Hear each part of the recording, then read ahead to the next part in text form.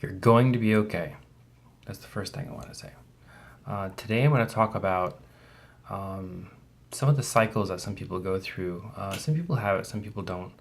But more often than not, if you are going through depression or have a chronic depression, you're going to cycle through things and there are going to be triggers. And that's what we're going to talk about. I'm going to talk about triggers and kind of like patterns and what you do within your depression. Start with the disclaimer: not a doctor, not a therapist. Just talking about my own experiences and what I've read here and there, and how I deal with things.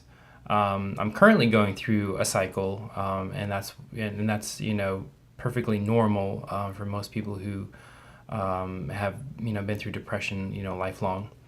It kind of goes up and down, in and out. Sort of, you just deal with things as they come along. The thing is that you have to be able to self-evaluate. You have to be able to basically be aware that you are in a different emotional state or in a different, state than you would normally be when you're not depressed or not going through some sort of issue. So you really have to sit down and say, okay, well, I'm going through some tough times, or I'm going through an experience, or I'm going through one of my regular phases. So I really believe that having a firm grasp on what triggers you into feeling bad or reacting a certain way has a lot to do with how you can continue your day or be a functioning depressive, which is basically what I am. So some of the things that I've learned over the years is that you have to be aware, and that is like the key to everything, is being aware that you are depressed. And a lot of people will know it, and more than likely, if you're watching this video, you know it, so once you have that sort of basic start of like, okay, yeah, I'm definitely going through something, then you have to start evaluating, thing by thing, like, how did this affect me? How did that affect me? And that really is very similar to cognitive behavioral therapy, CBT, even types of DBT, dialectical behavioral therapy. And basically the premise is that you are conscious and aware that you are going through an issue, or that you are aware that you are triggered by certain things, or you are affected by certain things, and then you react to that accordingly, and you kind of take like a step-by-step approach. You stop yourself and say, okay, well, is this something that is triggering me because of past experiences, or is this something that is new, and I'm just having a bad day. So having that ability to like kind of stop yourself is going to be key to breaking those cycles. For me, cycles are very bizarre because they have a very distinct pattern to them. So let's just say somebody says something that triggers similarities between being bullied when I was a kid. That suddenly something just triggers my head, and suddenly I'm really aggressive and really focusing on that one thing. And so I have to sit down and say, okay, well, is this, this thing that this person's telling me, is it really that, affecting me, or am I just basically reacting to past emotional responses?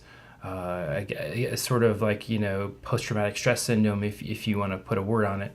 You basically are acting out against something that has happened to you before, therefore it's like a double impact. It's kind of like, it's not just hurting your feelings, but also reminding you of past times that you've been hurt, or past times that you've been affected by it.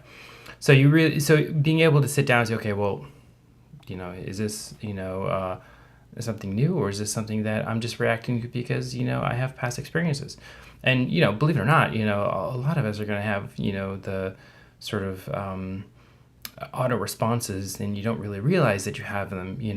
Somebody says something about, your hair receding, or you're cross-eyed, or some, weird thing that you grew up with that was, made fun of.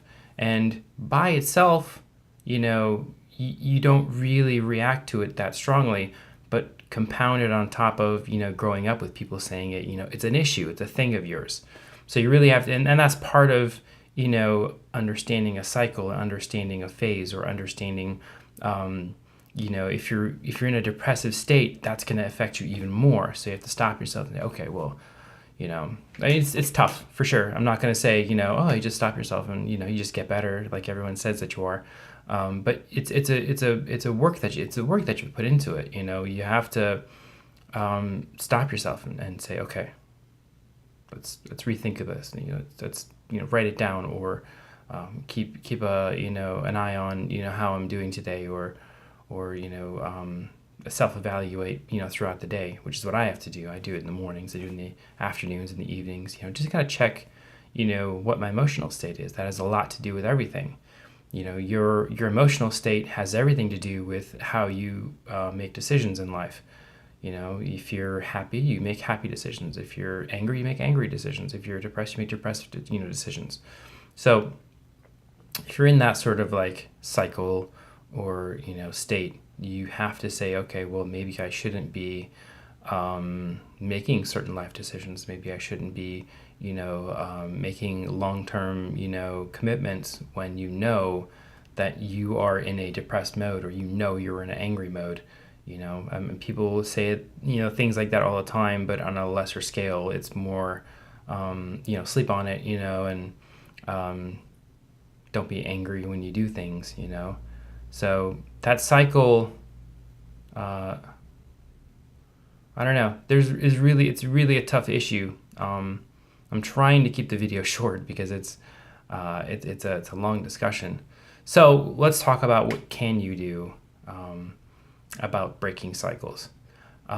Breaking cycles, or breaking, if you want to call them moods, you can also call them moods. But I really think that there is a pattern to how we react to things. Like, people talk about,